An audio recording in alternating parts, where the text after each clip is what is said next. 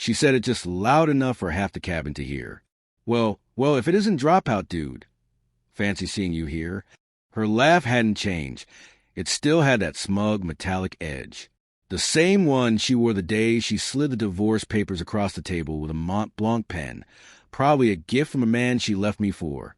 Her diamond flashed under the LED cabin lights, catching the same glint in her eyes, cold, dead behind layers of expertly contoured makeup. I glanced up, then down at my boarding pass. 8A window seat. Her seat, 8B. Fate's sense of humor was brutal. I gave her a polite nod and said nothing, but inside, a quiet smile bloomed, because what she didn't know, what she couldn't know, was that I wasn't just flying to Los Angeles for business. I was the business. And this flight, this awkward little run-in, was a final scene in a story I had been rewriting for 2 years, line by bloody line. Back then, I was just a guy in a garage with a few busted-up drones and a wild idea nobody took seriously. Not even her. She'd sigh after every investor meeting, each rejection another nail in her patience. Maybe if you had a real degree, people would take you seriously, she'd say, crossing her legs like her words weren't knives. We'd met in college. She was all polish and ambition, with her father's legacy hanging over her like a chandelier. I was messy, curious, driven by problems no one else even noticed. She used to say she loved that about me, until it stopped being cute, until it stopped being profitable. I found the text on a rainy Thursday, her phone buzzing while she was in the shower. Just a name, Gregory, followed by a champagne emoji. I didn't confront her. I waited, watched. Quiet dinners, secret smiles, perfume that lingered like a stranger in our sheets.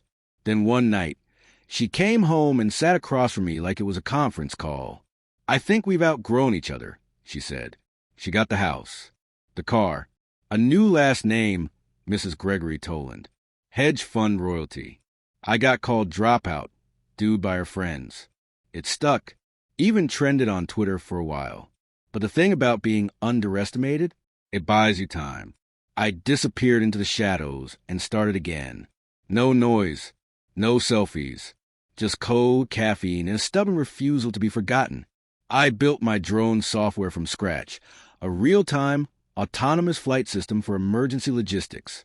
It caught the eye of DARPA, then FEMA. By the time I signed my deal with a private aerospace firm, I had multiple patents, a lean, brilliant team, and NDAs thicker than phone books. But I wasn't done. I kept tabs on her. Her life was a photo album of indulgence, ski trips, charity balls, private jet getaways, which is how I knew she'd be on this flight. Gregory's firm had a summit in L.A. I booked my ticket weeks in advance, under a different name. Baseball cap, hoodie. I let her see what she wanted to see, the washed-up toy helicopter guys still pretending to matter. She chuckled as we taxied. Still try and make those little toys fly, huh? I shrugged, just enjoying the ride. She rolled her eyes and sipped her mimosa. 30 minutes in, the intercom crackled. The pilot's voice garbled, gasping. Then nothing. A baby cried. A flight attendant sprinted toward the cockpit. Her voice came over the speakers, tight, scared. If anyone has flight experience, we need help. The captain's unconscious. My ex turned toward me and laughed. Oh, great. What are you going to do? Fly us, Dropout Dude. I stood. Her face changed. I walked past gaping mouths and wide eyes. Into the cockpit. The pilot was slumped, unresponsive. The co-pilot panicking. Buttons flashing. I sat down. Took a breath. Powered up my system. Echo Protocol 1. I said. My voice triggered the interface. My creation. A fail-safe system I'd once pitched to a room full of suits who laughed me out of the building. Now it was guiding this plane. My satellites. My code. My hands on the pulse of the sky. We landed smoother than silk. 20 minutes later, wheels kissed runway, and passengers burst into applause. Reporters swarmed. The crew thanked me. Someone called me a hero. She just stared.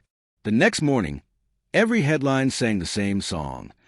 Unknown tech genius lands plane after pilot seizure. But that wasn't the twist. The twist came 2 hours later. A whistleblower tipped off the SEC. Drone footage. Backdoor deals. Insider trading. Gregory's firm. The last summit. Footage my drones had captured 6 months ago. Footage I'd been saving. By noon, their assets were frozen. By sunset, my company's valuation tripled.